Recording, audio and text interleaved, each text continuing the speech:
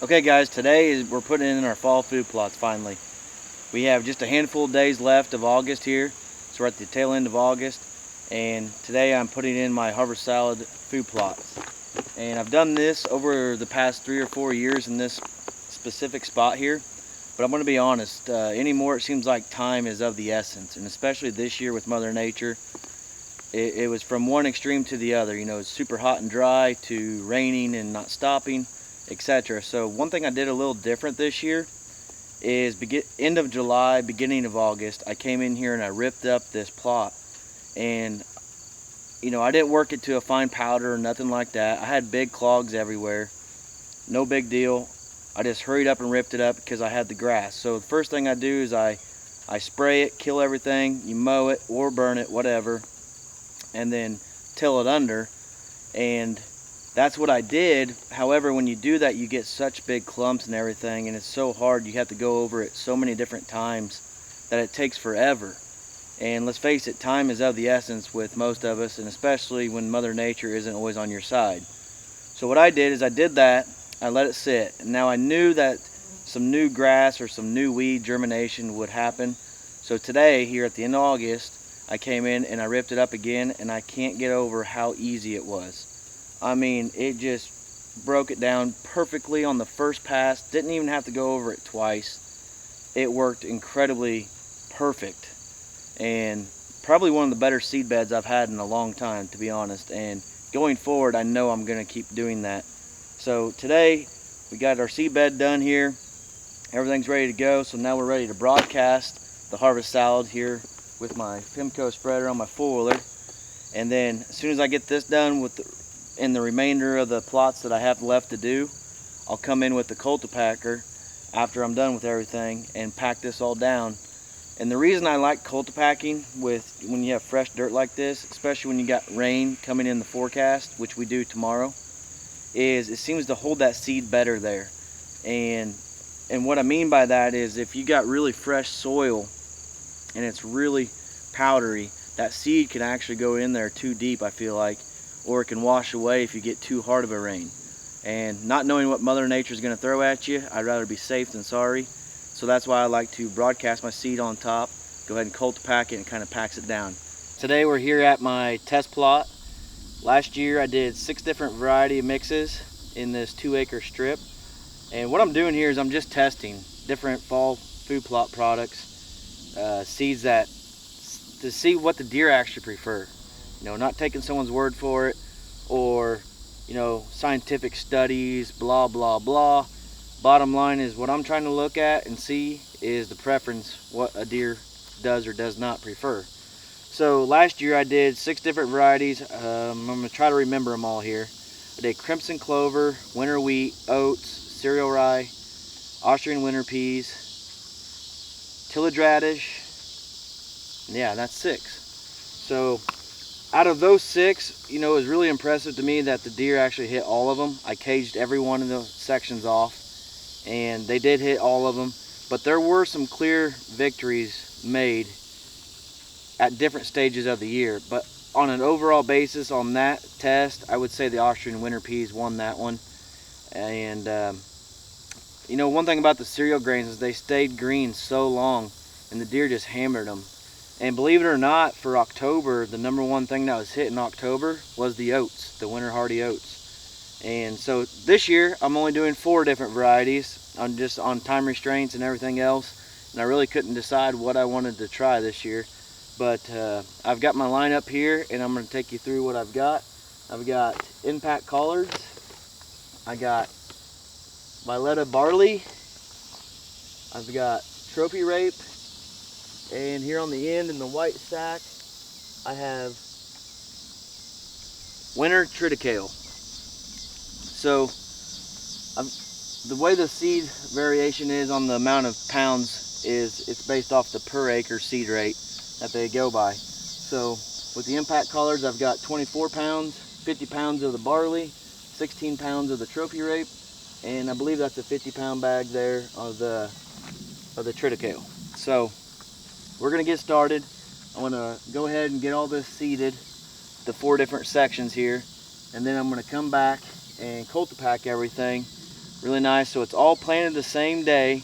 It's all planted the exact same way. No ands, no buts. One's not different than another. So we're comparing side by side, true, and then we'll just see throughout the year what the deer prefer. I will have a cage, like I said, in each one of these. I won't put those in until after I'm done cold packing and it's ready to go. We've got rain tomorrow, so it is going to be fun to try these out. I've never used really any of these, so it's going to be interesting to see how it works out. So we're going to go ahead and get started, and I'll let you guys know the results. If you guys got any questions or any seed variety that you would like me to test in this fall plot, please let me know. I will say also, this plot butts up next to my real world soybeans here, which in the video I'm sure it does not even look like soybeans because the water hemp took over pretty bad this year. I just unfortunately couldn't get in here to spray. It was so wet, so I couldn't beat it before it got too tall and kind of overtook my beans. But that's okay. Deer still do eat weeds. It's gonna be fine, and there still is quite a bit of beans still in there. So I'm excited. I always enjoy sitting in this plot, especially late season. Really get to see what those deer are preferring, and it's always interesting to me. It's, you know, you never stop learning. If you think that one product's the best and you just use it all the time, even if you do have good results, there might be something better out there. So that's what I'm trying to determine, and the only way I'm going to find that out is doing the test myself on our property here and see what they like or what they don't like.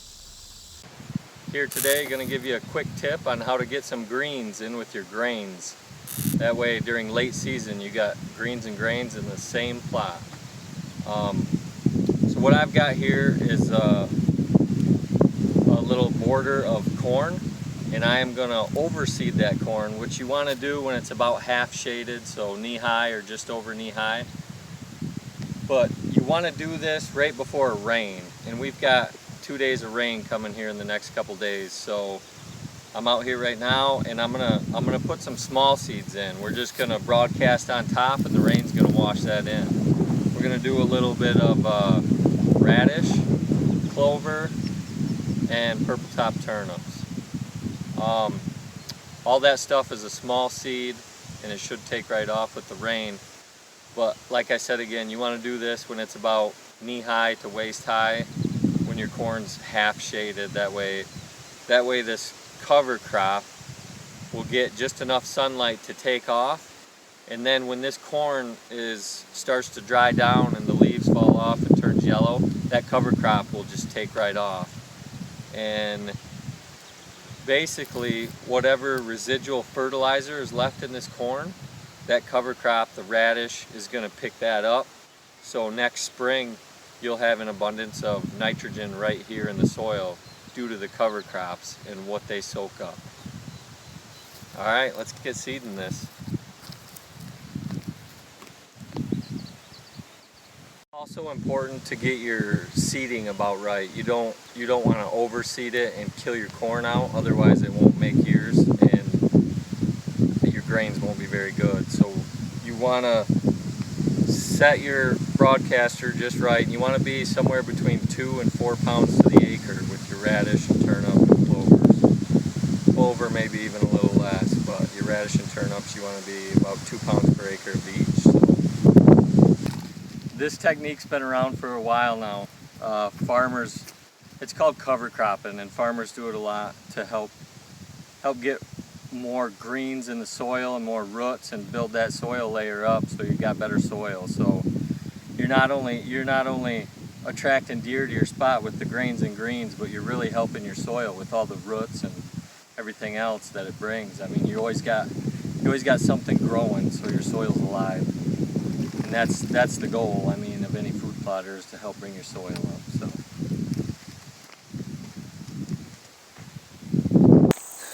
all right, we're out here today doing a little maintenance. Food plot could use mowed.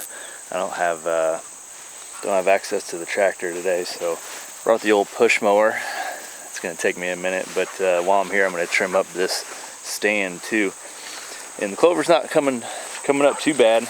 I ended up frost seeding it this year, and now since the temperatures are going to be in the 70s, I think I'm good to go on interseeding this after I mow it, and we got a rain coming tonight.